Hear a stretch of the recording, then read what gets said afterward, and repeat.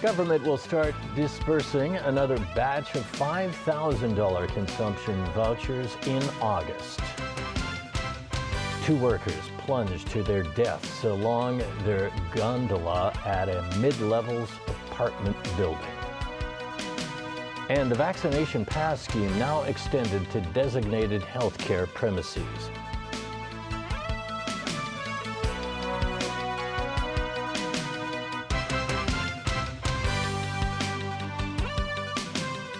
Hello and welcome to TVB News. Eligible Hong Kong residents are set to receive the second batch of $5,000 consumption vouchers this summer. This time, newly arrived talent without permanent residency are included, but Hong Kongers planning to leave the city for good will be excluded. Jackie Lin with details. In less than 2 months, the government will kickstart the second phase of its $10,000 consumption voucher scheme. Eligible residents of Hong Kong aged 18 or above will receive the first installment of the $5,000 e-consumption vouchers on August 7th. Hong Kongers can store the e-vouchers on 6 payment platforms, including the newly available BOC Pay and HSBC's PayMe. Existing registrants don't have to apply again unless they wish to change the service providers or amend their records. In that case, they need to register online starting next Thursday till July 23rd. Those using the Octopus card will receive the vouchers in 3 batches. The first and second installments will come in August and October, while the last batch of $1,000 will only be out after they've spent the first $4,000 by December 16th. Those using the other payment platforms will receive the vouchers in just 2 batches in August and October. This time, the scheme will encompass more than 300,000 new arrivals. They are eligible to receive half the amount. These non-permanent residents include those under a work visa, the Quality Migrant Admission Scheme, and Technology Talent Admission Scheme. No minimum period of stay will be required. The government said the handouts for the newly eligible residents will help to boost the economy. Around 1.5 billion to 1.7 billion, which is, from a financial standpoint, affordable. Given the affordability, given the overriding objective of stimulating the economy, it would be good to include additional beneficiaries. But people who have been continuously absent from Hong Kong during the 3-year period up till yesterday without justifiable reasons such as overseas studies could no longer receive the vouchers. The same treatment also applies to those who intend to leave Hong Kong in the foreseeable future. If the registrant that we based on these factors consider him or her as not eligible, then he or she can come forward and then she can provide information to demonstrate whether he or she has permanently departed from Hong Kong. However, Hong Kong senior citizens living on the mainland under the government's Guangdong scheme and Fujian scheme will still be entitled to receive the handout. Jackie Lin, TVB News. 2 workers were killed in an industrial accident in mid-levels today. They fell from the 20th floor of a luxury apartment to the ground along with a suspended platform or gondola that they were testing. Some members of the construction sector said this type of accident rarely happens and testing should have taken place around a meter off the ground. Caleb Leung has more. The suspended platform was mangled after it fell onto the parking lot of this residential building this morning. The incident happened at Realty Garden on Conduit Road in the mid-levels at around 11:30 a.m. The 2 workers were carrying out an inspection on the platform, commonly called a gondola, which was located near the roof of the 20-story tall building at the time. The platform is believed to have been out of order. During the test, the platform plummeted from the roof of the building to the ground, and the workers were confirmed dead at the scene. Police and Labor Department staff were at the scene to conduct an investigation. Siu Sin Man, chief executive of the Association for the Rights of Industrial Accident Victims, said the inspection should not have been taking place 20 floors above ground.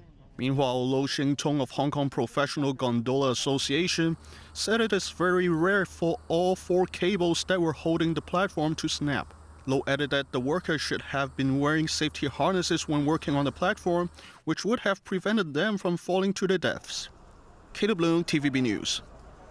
Hong Kong logged 737 new COVID infections today, including 104 imported cases. Among the local infections, 275 cases were reported across 193 schools. Health authorities said more schools will have to suspend classes, citing the COVID cluster outbreaks. Christy Khan reports. COVID clusters are spreading to more schools across the city. Health officials today said 4 more schools reported cluster outbreaks, including Deborah Anglo-Chinese Kindergarten and Zhengmui Millennium School in Shanshui. Affected classes will have to suspend all teaching and learning activities this week. Furthermore, 5 residents from Fuhong Society Yue Guan Home have been diagnosed with COVID. 3 of them have been living in the same room. Health authorities said their source of infection stems from the community. The city also recorded 2 additional BA.4 or BA.5 local infections. The patients are the family member and a co-worker of an infected cleaning staff member working at a Regala Sky City Hotel. Despite the daily caseload staying between 600 and 800 over the past few days, health officials said the infection tally is expected to increase further. We noted that from various parameters that there is a rise in disease transmissions in the community, and this is as expected as we have loosened some social distancing measures. The most important thing is we have to ensure that there is no increase, or we need to monitor the trend of severe diseases and also hospitalization and number of deaths. He added the authorities have tried to conduct epidemiological investigations to identify the outbreaks and enforce control measures such as compulsory testing to detect more cases. Christy Khan, TVB News. Starting today, the vaccine pass scheme has been extended to designated healthcare premises, including specialist outpatient clinics under the hospital authority. The hospital authority says the arrangement will be flexible during the early stages of implementation. Timothy Lee has the story. This morning, people were scanning their Leave Home Safe apps outside Kwong-Wah Hospital's Chui Chin Tong outpatient building. Before entering the premises, members of the public also need to show their vaccine pass and indicate they have received the 3rd jab, or they must provide a negative PCR test result within 48 hours. For people who have not taken the 3rd dose, just because it is not yet 6 months from the date of the 2nd jab, they still satisfy the vaccine pass requirement. These terms only apply to patients. Those accompanying them have to show their valid vaccine pass and cannot enter the premises with a negative test result. There has been a mixed reaction to the new measure. This man supports the measure, saying that many restaurants already require visitors to show vaccination records, while this woman said it is inconvenient for the elderly to take the test. The vaccination pass scheme will cover medical facilities, including student health service centers, government dental clinics, district health centers, and methadone clinics. But facilities such as the accident and emergency departments of public hospitals, general outpatient clinics, maternal and child health centers, and dialysis centers are not included. Dr. Michael Wong, a chief manager of the hospital authority, said the authorities will be flexible initially, but hopes those accompanying patients are already triple vaccinated. Wong further emphasized that doctors will evaluate whether patients who fail to comply with the requirement are suitable for the jab. With the consent of those found suitable for vaccination, doctors will administer the jab on the spot. For those who are found unsuitable, exemption certificates will be issued to them. Timothy Lee, TVB News. The Mainland reported 143 new local COVID-19 infections, with Beijing recording 29 infections and 22 asymptomatic cases. Beijing has recently issued warnings to some checkpoints at transportation hubs that had been obstructing truckers for the purpose of epidemic control. Authorities say some freeway checkpoints in the provinces of Hebei, Anhui, and Shanxi carried out inappropriate procedures which hinder freight transportation. This includes requiring additional nucleic acid tests for truckers and sending back all truckers from areas that reported COVID cases. Authorities have set up a hotline to answer truckers' questions.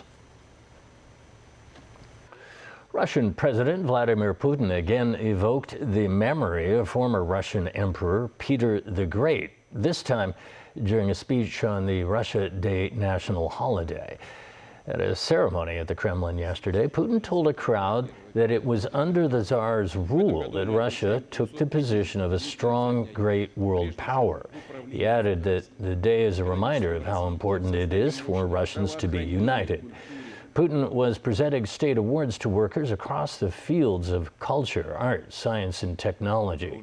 In remarks last week, he likened his actions to those of the former Tsar, saying the country needs to take back historic Russian lands. He also appeared to leave the door open for further Russian territorial expansion. Meantime, the first round of voting in France's parliamentary elections kicked off on Sunday. Turnout reached a record low, with less than half of the country's 48.7 million voters heading to the polls. Projections suggest President Emmanuel Macron's centrist alliance is likely to maintain its parliamentary majority.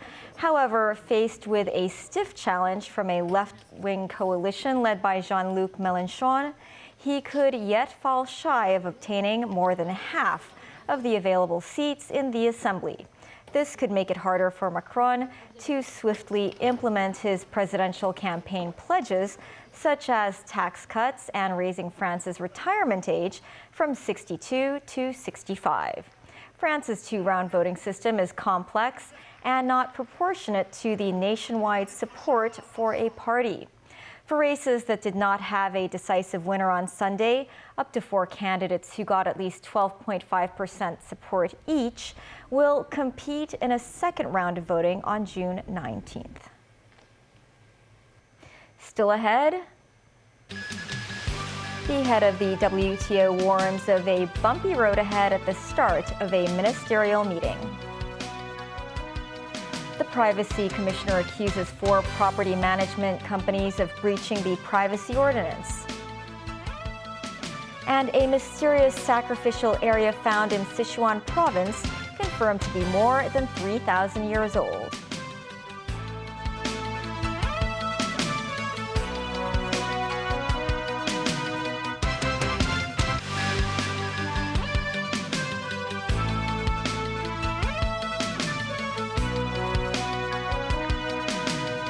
Welcome back to TVB News. The 12th World Trade Organization Ministerial Conference began yesterday in Geneva.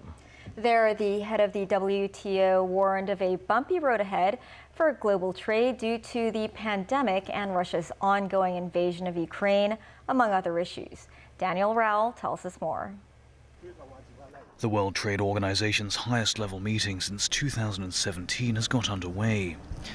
The 4-day event will involve more than 120 ministers from the WTO's 164 member countries. Hopes are high progress towards reducing global inequality while ensuring fair and free trade can be made at the summit. Still, the head of the World Trade Organization, Ngozi Okonjo-Iweala, predicted a difficult road ahead, given the backdrop of pressing issues such as the pandemic, food insecurity, the Russian invasion of Ukraine, and overfishing. The world has changed since the last one. I wish I could say for better, but it's certainly become more complicated. We're still trying to cope with a pandemic that has cost the world millions of lives. We have an international security crisis with the war in Ukraine. We have a major food crisis, an energy crisis, and we have an ongoing climate change crisis. This is a time that you need the world working together. You need global solidarity. You need strengthened multilateralism. You need organizations, multilateral organizations like the WTO to deliver. Ministers at the meeting will consider whether to commit to lifting or easing export restrictions on food. The aim is to help ease pressure on countries facing a shortage of wheat, fertilizer, and other products because of Russia's invasion of Ukraine. The WTO ministers will also vote on whether to back the United Nations World Food Programme. Still, the body, which was created in 1995 as a successor to the General Agreement on Tariffs and Trade, has failed to produce a major deal in almost a decade. This stalemate has in part been due to US objections to the way the WTO's dispute resolution is structured. Daniel Rowell, TVB News. Bargainers in the U.S. Senate have announced a bipartisan framework for new gun control measures. This comes in response to a string of mass shootings in the country. The agreement would offer money to states to enact and enforce so-called red flag laws.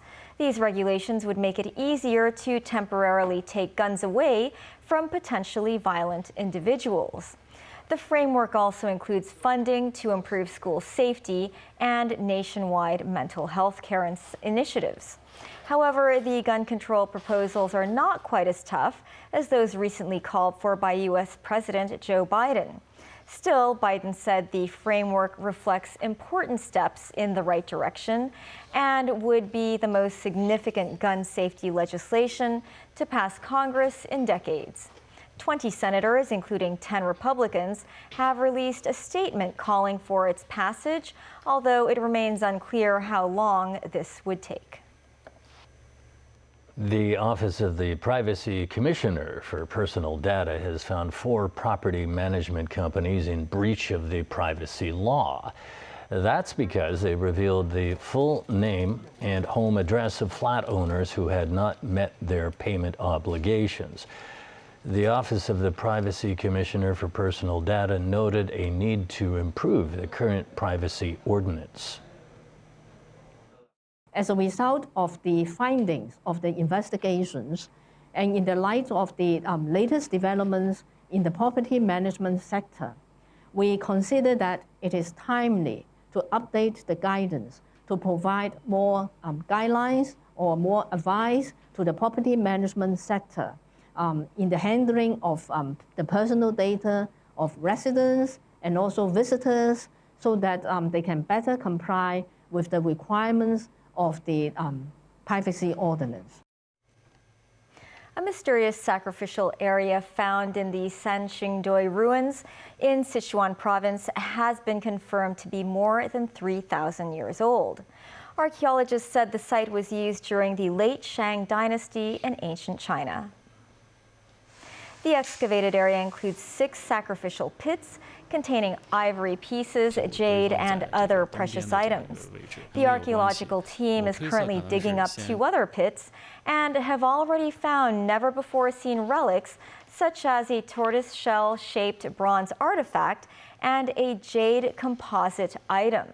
Experts believe the Sanxingdui ruins are a remnant of the Chinese kingdom of Shu, located in southwestern China. The team expects to complete the excavation of the last 2 sacrificial pits this October. That's the news. Money Matters is up shortly. Good night.